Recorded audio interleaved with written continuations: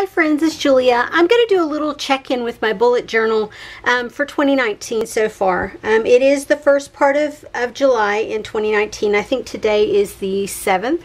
And as I've been going through the year, I've been changing things up a little, not a whole lot. And I will tell you, I did try out a few months in my plum paper planner, and I think I may try a full year of my plum paper next year. I think the format that I bought in there, I'm not the happiest with, and so I want to tweak it a little bit and continue to work with that, and I think I might find a bound planner that I like a lot. I love my bullet journal, don't get me wrong. The part about my bullet journal that I don't like is that I have to rewrite everything every month. I have to make new monthly, I have to make new weekly, you know, and it just gets a bit tedious. So here we are, my book is holding up. The sticker that I added on from Dollar Tree has held up fairly well. There's a few little pieces that are peeling up a little bit here, but they're doing okay. One piece folded up right there that I cut off, but otherwise it's done fabulous. I also put a sticker on the inside. It's held up really well. And then as you go through here, that was my grocery list for my mom's house. You can see I have things like stuck in my YouTube list, what's published, what's not published, as I go through. And then this is where I started 2019. I went ahead and I added some washi tape on a couple of pages up front and then one down here at the bottom, just because I refer to these a lot. This is my forward planner for 2019, and so this is something that every month things get added on, like doctor's appointments, when my boss is going to be out of town, if we're going to be out of town. It just goes on and on. Like my manicurist is going to be out of town, and so we went through and we did all the way through the end of August at the beginning of the summer, and so all of my appointments for that are there. When I have work conferences, you name it, it's in there. This is my workout calendar. You can see here, I actually got sick here in the middle of May and took off 3.5 weeks, and then I started back. I overdid it, and then the next week, I only went once that week, went twice the next week, went again 4 times the next week, and then we've been off on vacation this first week. So that's where I'm keeping up with that. This, haven't even touched it. This, haven't even touched it. This is my graph of where I track my weight and my fat, but I haven't even done my fat measurement for the entire year. So yeah, that's working out okay. You can see I'm kind of trending ever so slowly down. It's taken me 6 months to lose a couple of pounds, but you know, as long as they stay off. I haven't updated this since the middle of March, and so I need to go in and put my steps in. Shipping from different companies. When I order something, then I write when I receive the package. This is my chore chart. I still refer to it occasionally, but I pretty much have it down in my head. But I have it on here when my husband asks me, you know, well, what should I do then? Or what should I do whenever? These are my library books that I as I check them out. If I check them out and read them, they have a dot. If they are unread, they have an arrow.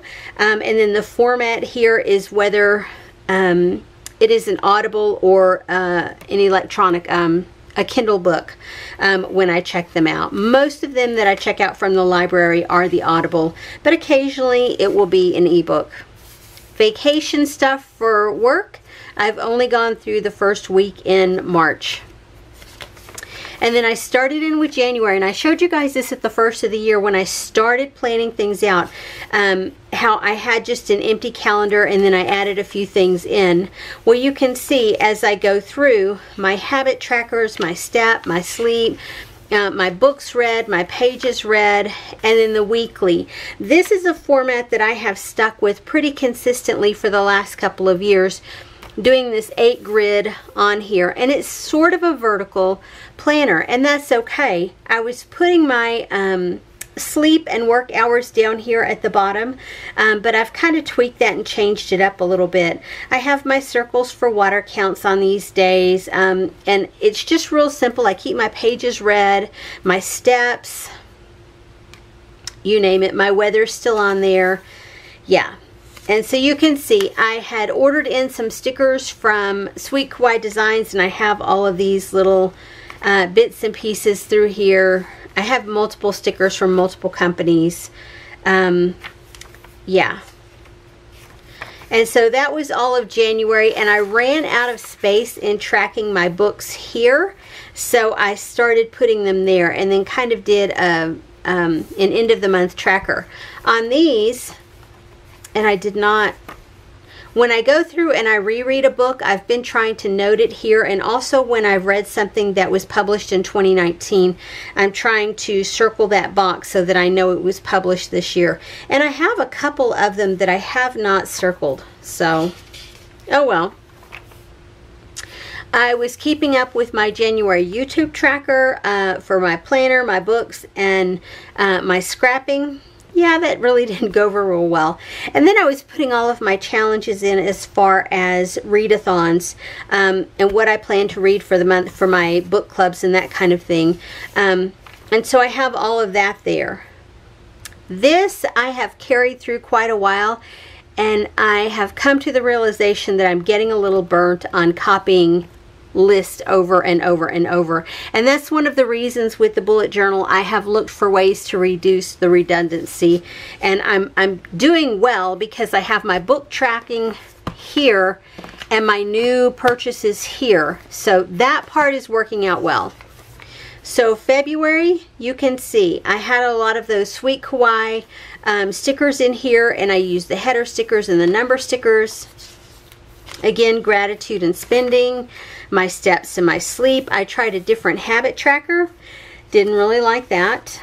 Again, YouTube tracker and reading challenges. I check them off as I go through. My daily page count, my reading log, and then I left myself 2 pages and then didn't complete the full first page. So I put my end of the month numbers there.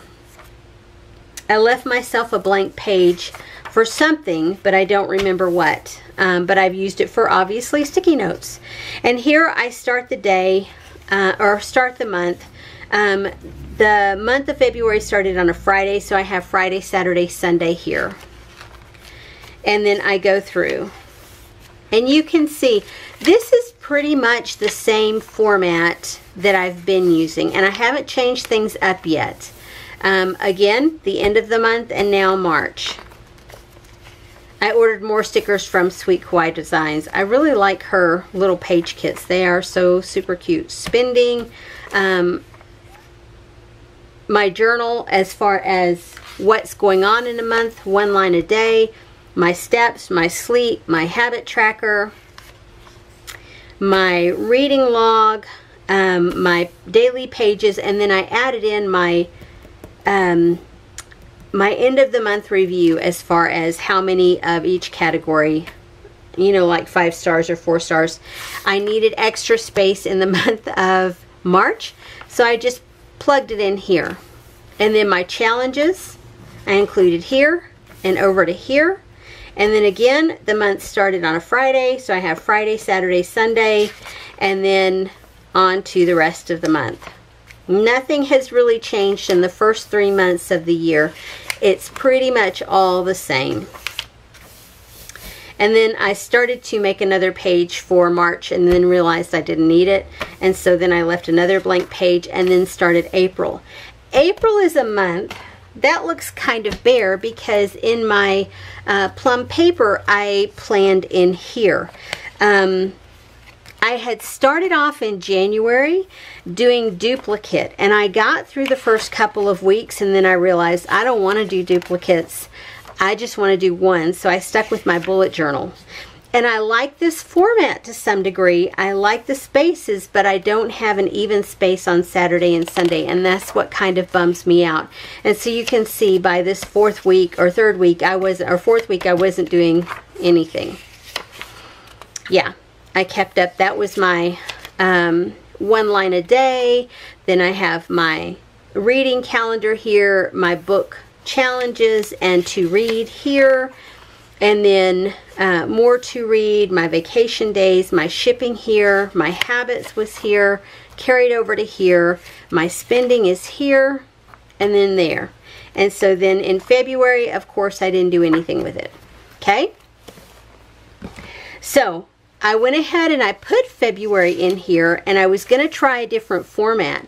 This is the format that I went with, and it was a little bit different, and so I've tweaked it as I've gone along, and I really haven't been keeping tons of stuff in here, just little bits and pieces of trying to keep up with things to see if I want to repeat this and do it again.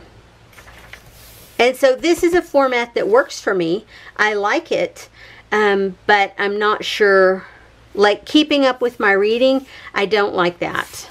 This was going to be, I think, meals. Yeah, no, that didn't work out. This was going to be a to-do section. That didn't work out either. It started being my, where I kept up with my reading and just made notes of where I wanted it. But again, I didn't follow through with this because I was in my plum paper. So then I'm into May, and I'm back in the bullet journal for May. And so you can see that's where I got really, really sick. I mean, go to the ER sick. You know, I mean, it was bad. I had written something in there, made a mistake, and glued the pages together. Isn't that great? You can do that with your bullet journal. Not so easy to do in a plum paper. It's shocking how much I spend a month. But my shopping list, my gratitude list, and as I go along, I have my habit tracker, my step tracker, as well as my sleep tracker. And you can see I tried out this grid here, and it's not a pie chart, but there's a specific name for tracking like this. My book list of what I read for the month, my daily pages read, and then again my YouTube tracker. I condensed it a little bit, and here I go into my monthly and my weeklies, and it's the same format again. I haven't changed up anything. My reading list as far as what I'm planning to read for the month, my wrap up, and then I start June. June I decided to put a what's for dinner running list up here so that I would have that. And as I have made the meals, then I pull the little sticky tabs off. It works if I refer back to it, but I have a place in my kitchen where I keep that, so I don't really, I mean, it's great if I'm sitting at work thinking about something and, oh, I can call my husband at home and say, hey, oh, take that out for dinner tonight, you know? So here we are in June. June is where I changed some things up. I still have my month at a view. I still have my finance tracker, or how much I've spent a month. I still have my daily review. I still have my habit tracker. I changed my sleep, steps, and work tracker to here. I did it in a grid format, not a pie chart. I keep wanting to call that a pie chart, but that's not what it is. Anyway, so I have everything marked out there. I still have my book log. I still have my daily pages because I like to see those. I still have my reading list. June is still there. And then rather than do the format of 4 to a page, I went with the horizontal. And I have broken it down. This week started on a Saturday, or this month started on a Saturday, so I have Saturday and Sunday listed out here. I have my weather, I have my steps, my sleep, my water tracker over on the side. Then I have my appointments, or the things that I have scheduled, on this side, and then the books that I'm reading on the right side. And then as I flip the page, you see I have an extra space at the top, and it's not exactly spaced 9 spaces here and 8 spaces in these top 2 because it's not quite even on these pages. And this is the Recollections journal that I'm using. And so other journals might carry the grid all the way to the top and the bottom. This one has a plain section at the top and at the bottom to make do. You can write your page numbers in or whatever. And so I have followed that format with the weather, the steps, the sleep, and the water, the books, and then the appointments or what I need to keep track of. And then as I've gone through, I've made myself little notes over to the side if I've gone on a road trip or whatever. And so trying to use some stickers as I go through from all of those packages that I bought. I ordered stickers from Planning with Kay, and I'm using those throughout. And so this has got me excited for this planner again. But again, it's got me focused on I'm having to rewrite everything. And I think when I go next year, I'm looking at the plum paper in the horizontal format to give me everything I want. I'm hoping it does anyway. We'll see as the weeks go by or as the months go by for this year. My reading wrap up is here. And you can see I have my reading list here for all of my challenges and then my book logs. So not only am I writing my books here, I'm writing my books here in my book journal. I write books when I purchase them in my purchase journal, and then I have my challenge list here that I write them, and then when I read them there. I keep up with them on a day-to-day basis by abbreviations that I know that's there. So yeah, in July all of that changes. Not all of it. The book part of it does. So again, Planning with Kay, I ordered some stickers. I have lots of post-it notes here because I was thinking about what I was going to do as far as YouTube tracking, because I took the YouTube tracker out. And so I just made myself little post-it notes all up on the inside. Here, I still have notes. I have our trip that we just got back from.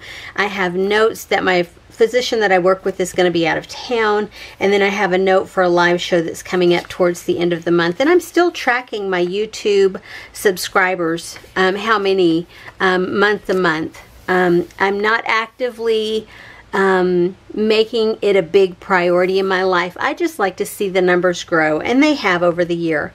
This is my finance tracker. This is my daily review, and it's just like one line a day and then whatever I spend there.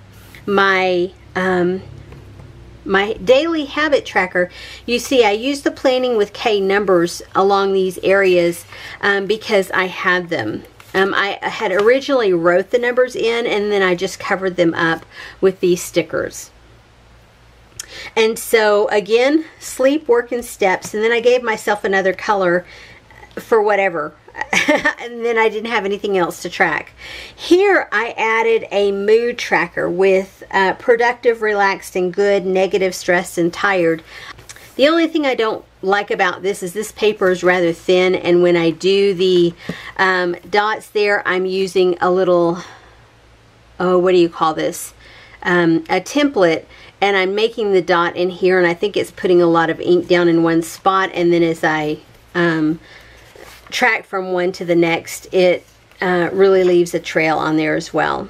My page is read, my reading log, my daily reading log, and then again the months are, or the week is, the dailies are horizontal instead of vertical. And so you can see as I go through the month what it looks like. And I don't have my reading list. What I did was in the month of July, I wrote them here and then I photographed them. And so this list is actually in my phone. And I kept last month's list in my phone as well, and that was really good if I didn't have my planner right with me. And that was the big thing for me, is if I didn't have the planner with me, how did I know what was on my reading list when I got done with the book? Because I read on my Kindle or I read audiobooks a lot over physical books. So that's where I'm at as far as this goes. I just have a little tab here, and then you can see I've colored in the edges there to kind of help me track through the year.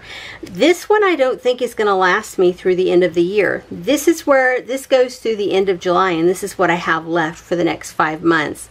It may last me, but I'm kind of thinking it probably won't. We'll see. So this is, let me show you this. When I purchased the book, these are all the formats that I purchase in, but this is where I write the information down. This is the book, the author, the pages, and when it was published. And you can see if it's a 2019, I have it outlined so that I know. This is the format. This is when I purchased it. This is whether or not I've read it, when I started it, when I finished it, and what rating I gave it, what star rating. And so this is the end of January, or goes through the end of January, and then I start at February at the bottom there. Those were a whole list of books that I picked up. Oh, I picked them up at the library books. Anywho, so I have all of that in there. This goes through February, and then I start March. This is a book that I returned because I had duplicate. Still into March. And this goes into April. Again, April.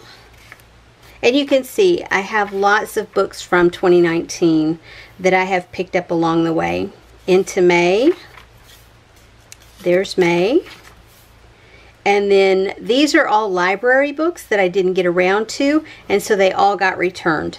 I did not read them, and so then I just scratched them out. And here we are, we're in June at the middle of this page, and you can see June goes here and here. I bought next to nothing for me, and then already in July, this is where I'm at. So that's my book purchase journal, and then this is my reading journal, if you will. This is my top 19 to read in 2019. Yeah, that's not going so well. I've read 1, 2, 3, 4, 5 books from that list. This was a quarterly winter reads list that I was keeping up with, and I've read 4 off of that, and then I didn't go any further. That was a women's reading list that I was going to do this year and then changed my mind. So I just have that paper clip together. This is my January challenges and to be read. And so you can see I've gone through here and I've highlighted the books that I've read. If I read them later, I've put a check mark at the end here. Whatever I was tracking there, I just changed my mind and glued it together. This is my January haul, if you will, revisit from 2018 books that I picked out that I purchased in 2018. There's 20 books from that list, and I actually read 3 off that list. This is my January revisit as far as the number of books purchased, the number of books read, and what I have left. Again, I glued something together there. These are my 2019 goals as far as reading from my list. I read 120 from my to be read list before 2018, read 60 Kindle books, complete 208 books for the year, finish 15 series, start 20 new series, 12 books with greater than 500 pages, 12 new releases for 2019, reread 24 books, read 60 actual books, and you can see I have gone through the end of April, the 1st of May, keeping up. I haven't completed any further. So I'm doing okay. Now this is February. For 2018, I purchased 32 books, actual books. I read 14 of those. Kindle, I purchased 104 books and I've read 9 of those. Audible books, I purchased 14 and I read 6 of those. So for the month, I purchased 150 books, read 29 books, and unread was 129. So this was my 2018 TBR for February, the revisit, and I've actually read 3 books from that list. And I just randomly chose 25 books from that list of books that I purchased in February of 2018. Reading challenges for February. You can see I marked them off here. I colored in the little squares, and if I read them later, I put a little check mark at the end. Now my March, there's 25 books there, and I've not read any of those books. I purchased 33 actual books. I purchased 165 Kindle books, and I purchased 8 Audible books. I don't know the numbers in which section I read, but I only read 9 books from what I purchased in 2018. Unread was 197. March challenges, again, color in here at the beginning or check off if it was at a later date. And then April 2018 revisit, I purchased 12 books, actual books. I read 2. I purchased 86 Kindle books. I read 11. I purchased 32 Audible books. I read 26. So of the 130 that I accumulated in the month, I read 39. Unread was 91. And so you can see April, 2, 4, 6, 8 books have been read from my revisit list there of the 25. This is April challenges. I was going to do an audiobook readathon, and then I changed my mind, so I didn't write anything there. May 2018, I purchased 25 physical books, and I've read 13 of them. I purchased 68 Kindle books, and I read 6 of them. Audible books was 13, and I read 7. Or I listened to 7, and then from the library I obtained 3 books, and I read 3. So a total of 109 books that I purchased in May of 2018, or obtained in 2018. I read 29 of those, so that left 80 unread. This is a random selection of books. I read 4 of the 25. So May challenges, you can see I had a pretty good reading month there. June, this is for last month. So in June, I purchased 13 physical books in 2018, and I read 2. Kindle, I purchased 38 Kindle books, and I read 7. I purchased 18 Audible books, and I read 11. And from the library, I checked out 7, and I read 7. So my total was 76 accumulated books. I read 27, so that left a remainder of 49. This is an accumulation of 25 of those books, and I've only read 2. And these were just random. I have since gone back and added some of these to reading lists, I think, for June and July. And I just haven't updated once I finished June. But you can see these are my reading lists for the month of June. And it actually went over because there were so many. This was the Buzzwordathon for the word you, and I had from here to here with the word you. And of those books I read 1, 2, 3, 4, 5, 6, 7, 8, 9 books of the 20-something books with the word you. The Romance-a-thon, the Summer-a-thon, my book clubs, those were reads for that. More book club reads, and then Smut-a-thon. Those were the reads for that. July, what I accumulated in 2018 was 71 actual books, for which I've read 11. Kindle books, 33. I read 4. Audible books, 17. I read 13. And library books, 7. And I've read 7. So for the month of July 2018, I had a total of 128 books obtained, and 34 of which I've read. That left me 94 unread. And so this is my revisit list for 2018, 25 random books picked off that list. And I have put several of these on my reading list for July. This is my July summer reading challenge for Goodreads, and it is for the month of June, July, August, and September. It starts June 23rd, I believe, and goes through September 23rd when the first day of fall. So I've got a while to read on this. These are my book clubs for the month. This is my Devour Your TBR reading list. This is my Summer Fun Readathon list, my Medievalathon list, and the Book Junkie Trials list here. And that's it. That's where I'm at with that. So making good progress. And then in the back, I have my my series that I'm keeping track with. You can see as I go through, I'm marking off the series. I finished 1, 2, 3 here. There's 4, 5 that I finished off. 6, 7, 8, 9, 10 I have finished, and then I have started adding some series, you can see here. And I'm trying to keep track of when I'm actually reading the first in the series here so that I'll know when I start, because some of these have carried on for like the last 4 or 5 years. They've been ongoing series.